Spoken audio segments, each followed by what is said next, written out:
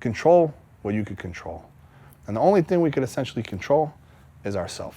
You know, that's the irony of jiu-jitsu. We want to control another human so bad. You want to control another human, first control who you are. And then you can control somebody else.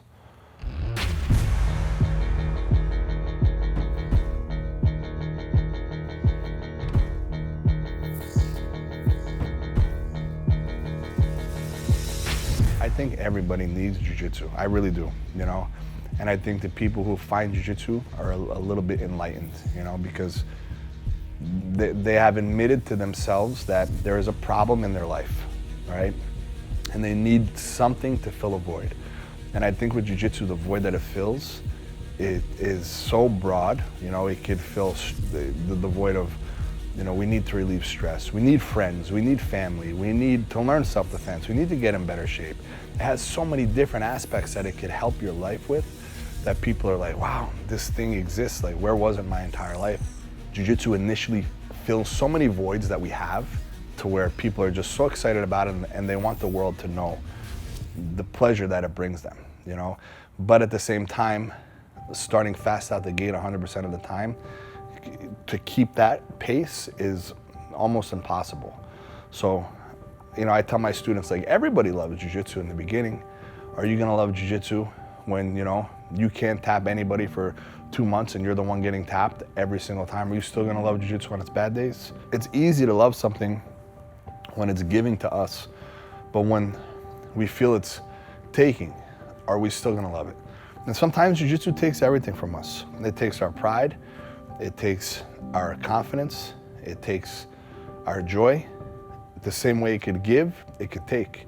You know, I was one of those guys in the beginning when I first started training. I wanted to show everybody, you know, but it's like, man, jiu-jitsu could be cruel. So my goal in life, basically, is to show people that they're stronger than they've been. We're built to endure. We are built to last, but at the same time, society wants us to quit. They do, right? How many fast food advertisements do we see? How many quick diets do we see? There's a quick fix for everything. Jiu-jitsu's not quick. If you look at statistically, most people don't make it to black belt, and that's a shame, you know?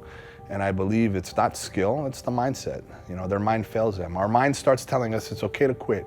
We start creating problems that don't even exist. You know, we'll create problems with our team, our school, our training partners, only so we can look at ourselves in the mirror and justify our actions of quitting. I think people quit because they compare themselves to others. You can't do that. You know, everybody has their own talent. Everybody has their own calling. Everybody has their own gift. And I think we all need one another to make this puzzle work. So while people show up to jiu-jitsu and they feel they're not improving and they feel everybody's getting better, they feel like they're not needed. They're needed. We need that person just as much as the next guy.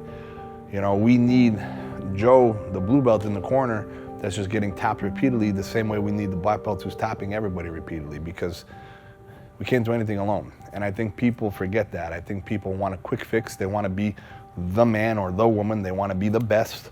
And if you want to be, you got to earn it. Like, you got to show up. It's blood, sweat, and tears, man.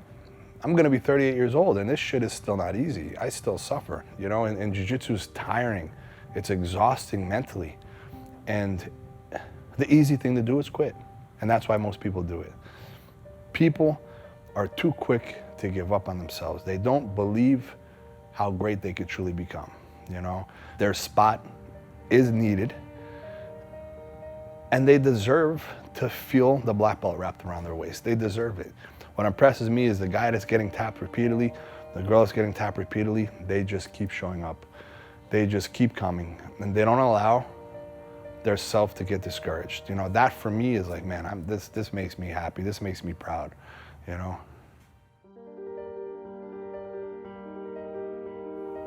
I always wanted to be the best in something, you know. I always wanted to reach my full potential.